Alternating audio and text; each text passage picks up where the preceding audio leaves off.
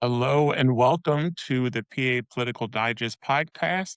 I'm your guide, Christopher Nicholas, a Republican political consultant here. I'm delighted today to be joined by Erin Covey of the Cook Political Report with Amy Walter. Welcome, Erin. Thanks for having me on.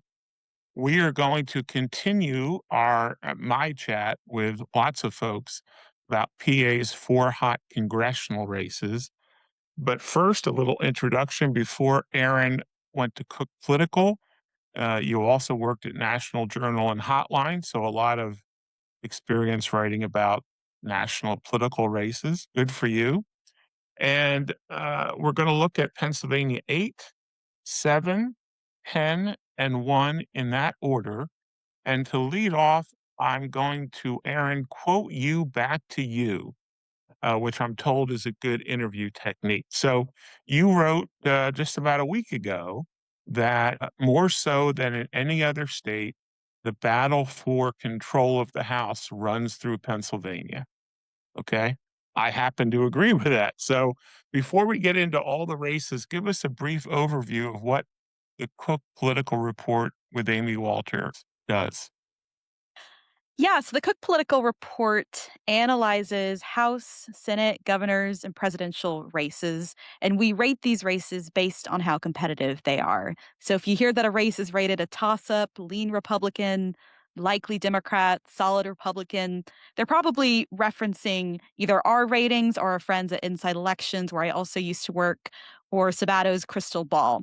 And so what I'm doing is I'm changing those ratings in response to developments in these races, but I'm also writing a lot of analysis. We cover the primaries as well, pretty in depth, including the primaries in the PA districts that I was following closely last week. But yes, in terms of the our bread and butter, it's really those competitive races, and particularly the competitive House races this cycle, with the battle for control of the House on the line. A political report started by Charlie Cook back in the mid 80s was really at the vanguard of this kind of professional, nonpartisan covering of the ins and outs and mechanics of the most important congressional races and governor races and senate races. So, okay, I'm with Erin Covey of the Cook Political Report with Amy Walter, and we're going to first dive into Pennsylvania 8 up there in NEPA, Northeast PA, NEPA. NEPA, as we call it. This was the most quiet of our big four races in the primary because they didn't have a race. So, Democratic Mayor of Scranton Paige Cognetti is challenging and has been challenging first term incumbent Rob Bresnahan up there in the district that is all within the Scranton TV market. So, Erin, why don't you give us an overview of that race for us? Yeah, so that's a great introduction of the geography of this district. Last cycle, when Democratic congressman who'd represented this district for a while lost to Republican Rob Bresnahan, I think a lot of Democrats thought, okay, well, that's probably the last chance we have of winning this seat. And that was, the widely held perspective, I think, among both parties initially this cycle. I mean, this is a seat that voted for Trump by about 8 points in 2024. It has been steadily trending Republicans' way really since 2016. And so this is, a tough district on paper for any Democrat to win. But for a As we combination, know, we don't run races on paper, do we, Erin? no, we So don't. So for a couple of reasons, this district has really come online this cycle. One is just the overall national political environment is obviously much better for Democrats than it was in 2024, and particularly in Pennsylvania, with Governor Josh Shapiro at the top of the ticket and his popularity driving Democratic enthusiasm. I think it's a kind of a uniquely rough cycle for Republicans. And so that is one of the main reasons that this district is more competitive than it should be. And then you also have the incumbent Rob Bresnahan's consistent scandal of stock trading, which has really dogged him over last year, and has given Democrats a clear line of attack against a freshman Republican incumbent who, he's just elected to Congress. He's not particularly well defined.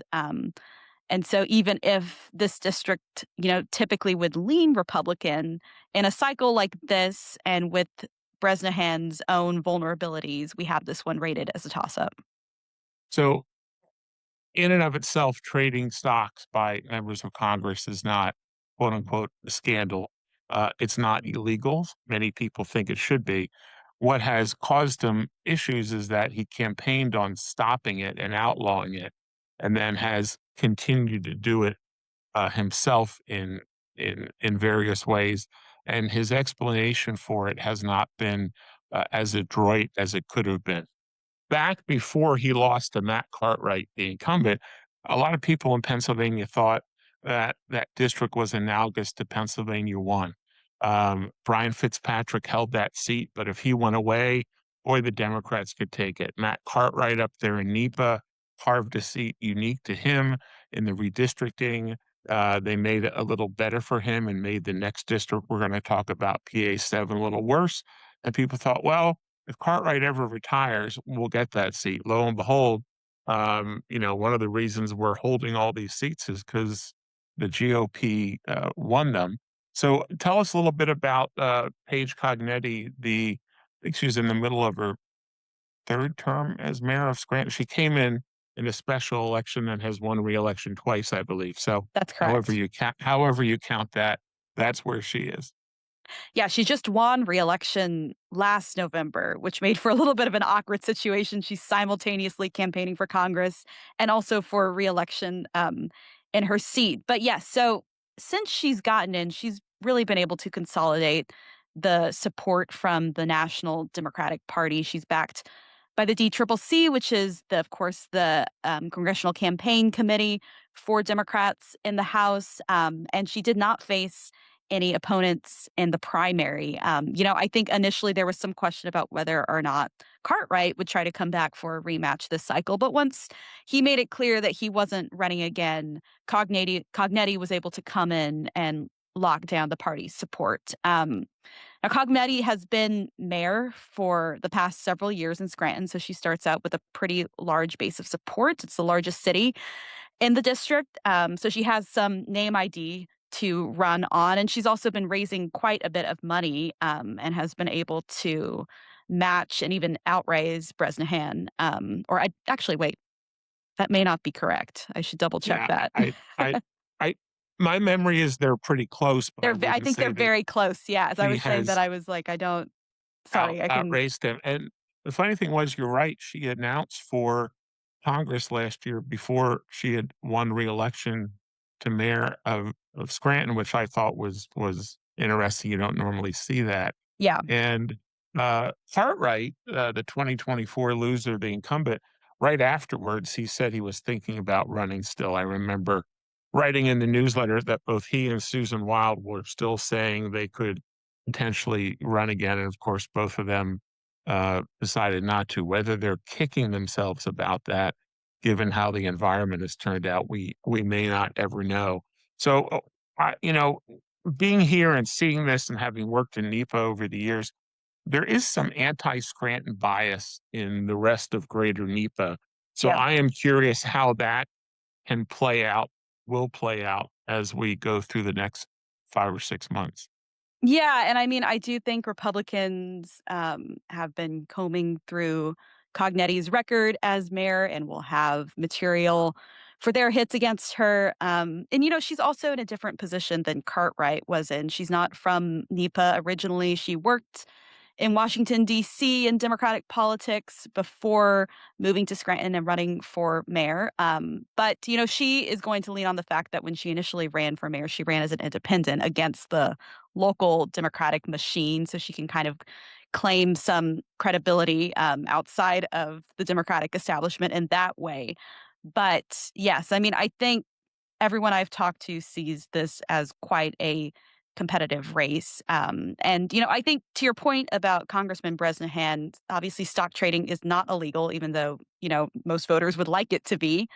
But he is in this position because of the frequency of his stock trades last year and the timing of them as well when he's trading on companies that are impacted by legislation, in particular the big beautiful bill, the timing of those have drawn a lot of eyebrows, raised a lot of eyebrows within the district. And he asserts that he is not managing any of these trades personally, that it's done by his financial advisor. But obviously, even the appearance of that is not a good look, and it's going to give Republicans a very clear line of attack to use against him, or excuse me, Democrats a clear line of attack to use against him this fall.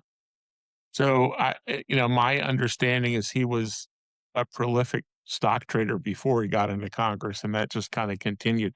So, in the handy dandy voter registration guidebook that I do, which I can never get to be in focus every couple of years for all of our districts here, the 8th district, he won with 50.8% of the vote. The registration is 41 Republican, 43 Democrat, 16 independent. Trump got almost 54% there, and Shapiro in 2022 got essentially the same percentage as Trump did. So, a lot of us in Pennsylvania politics have been waiting to see if NEPA follows Southwest PA in terms of becoming more Democrat. Now, NEPA is a lot more Catholic than Southwest PA is. It's also part of East Coast Pennsylvania, not Midwest Pennsylvania.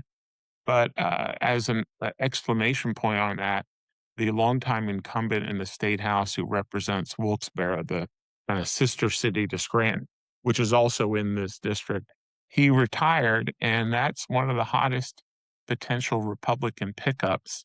And if you had told me even 10 years ago that Republicans could be competitive in the seat that represents all of Wilkes-Barre, Right. I would have told you that you were in crazy town. But here we are. So um, the district is continuing to trend one way. It's a freshman Republican who's caused himself some unnecessary heartburn, and Democrats think they have a rock star with Cognetti, and it's a cheaper campaign to run to prosecute because there's only one media market. All the TV you buy is in one place, Scranton. It's been my experience. The Scranton TV markets Yes.